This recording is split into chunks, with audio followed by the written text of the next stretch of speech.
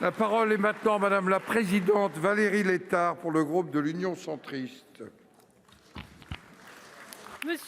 Monsieur le Président, Monsieur le Premier ministre, mes chers collègues, notre pays vit des heures graves. En même temps que les attentats et la pandémie, c'est la crise économique et sociale qu'il nous faut combattre. La pauvreté monte, de plus en plus de Français basculent dans la précarité. Et après le travail, c'est la perte du logement qui inquiète. Pourrais-je payer mon loyer ? Pourrais-je loger ma famille et mes enfants ? Voilà les questions qui nous sont posées, nous parlementaires de terrain. Dans ce domaine aussi, nos compatriotes ont besoin d'être rassurés et protégés.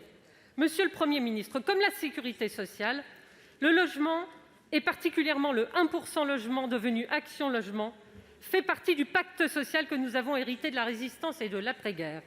Cet héritage est le fruit d'une triple volonté.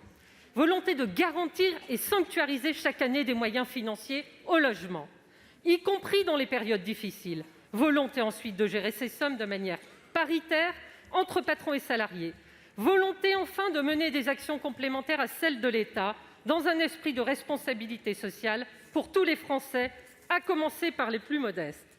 Ce modèle, ce n'est pas quelque chose du passé qui, sous des prétextes techniques, devrait être abandonné. C'est un modèle pour aujourd'hui, un modèle d'union nationale pour une France qui donne ses chances à chacun.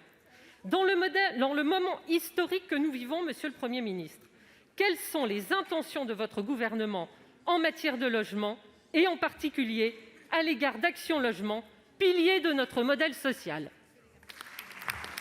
Pour vous répondre, la parole est à Madame Bérangère Abba, secrétaire d'État en charge de la biodiversité.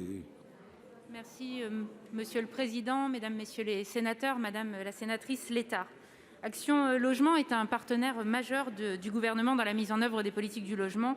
Vous le savez, il s'agit du principal financeur de l'ANRU notamment, et ses filiales assurent 40% de la production annuelle de logements sociaux. Le partenariat État et Action Logement est donc essentiel, comme l'a montré la récente extension de l'aide aux impayés de loyer pour les salariés modestes. Le gouvernement n'a donc aucunement l'intention de déstabiliser cet organisme et de diminuer sa capacité de soutien au secteur du logement. Pour autant, il paraît important de moderniser le fonctionnement et la gouvernance de ce groupe tout en maintenant sa gestion paritaire. La réforme entamée en 2016 n'a pas été menée à son terme et il demeure aujourd'hui d'importants dysfonctionnements d'organisation et d'exécution. Cette réforme permettra également de clarifier la répartition des rôles entre l'État et Action Logement et d'améliorer la lisibilité et l'efficience des interventions qui sont déployées à destination des citoyens et des entreprises. Vous le savez, le gouvernement privilégie la concertation avec les partenaires sociaux pour définir des évolutions et mettre en œuvre et contractualiser ces évolutions. Cette concertation, elle a d'ores et déjà débuté. D'ailleurs, l'ensemble des partenaires sociaux seront reçus dès demain par Elisabeth Borne, Emmanuel Wargon et Olivier Dussopt. Ces discussions, elles ont vocation à aboutir au printemps 2021. Elles doivent permettre d'améliorer cette gouvernance, de contractualiser une trajectoire quinquennale qui soit ambitieuse en termes d'intervention et d'investissement. Alors, si la trésorerie d'Action Logement est structurellement bénéficiaire, c'est bien l'utilisation optimale de la participation de l'employeur à l'effort de construction qui est recherchée afin qu'elle bénéficie le mieux possible à la politique du logement et aux salariés.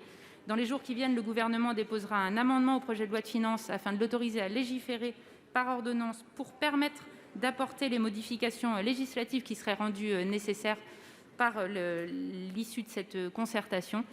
Donc, soyez assurés de la pérennité de cette structure. Madame la présidente.